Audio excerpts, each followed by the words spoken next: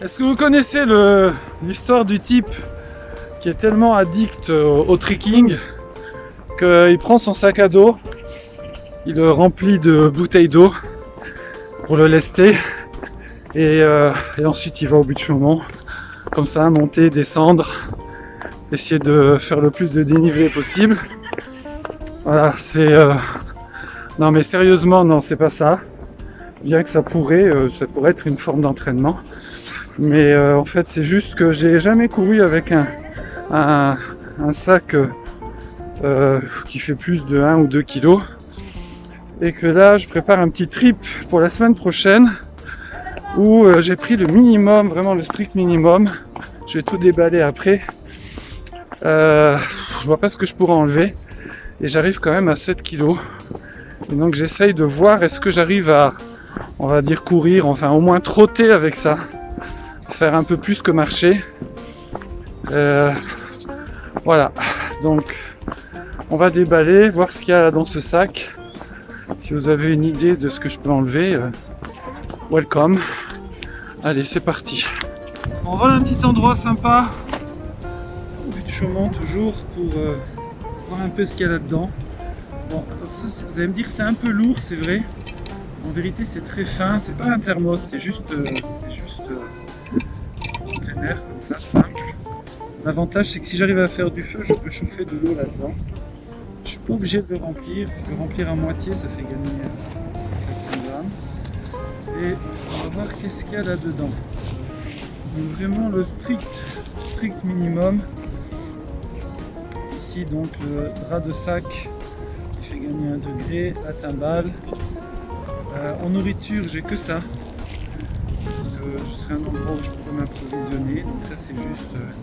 voilà, ça c'est du flocon d'avoine instantané. Ici c'est quoi? Ici c'est aussi un drap de sac, un deuxième, ça fait 2 degrés parce que mon sac de couchage il est vraiment très light. Une serviette qui servira aussi pour mettre sur le sol, pour isoler un petit peu. Ici c'est un sursac parce que j'ai pas pris de tente. Donc pour mettre au-dessus du sac de couchage, pour isoler du froid et de l'humidité.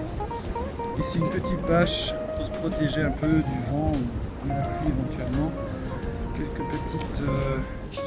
Quelques petites cordelettes pour fixer cette bâche, une tarpe pour ceux qui préfèrent. Ça, le mini matelas, ça prend de la place, c'est pas lourd, mais franchement c'est difficile de s'en passer à un certain âge où c'est dur de dormir direct sur le sol. Et ça c'est le plus petit sac de couchage que j'ai.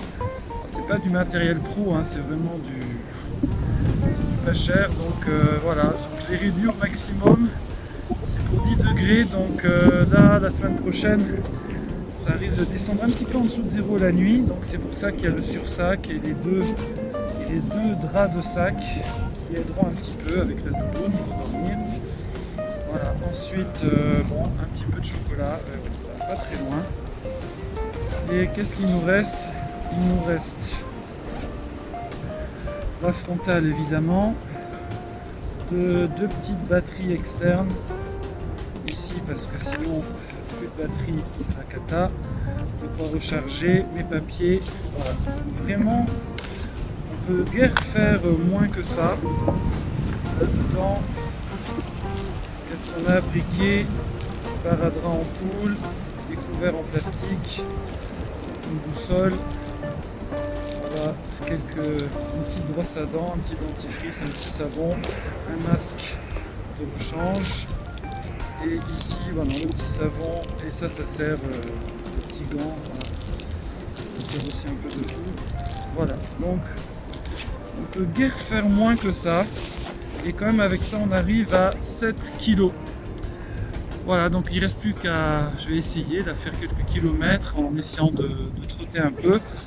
Et je verrai un petit peu ce que ça donne. Hop.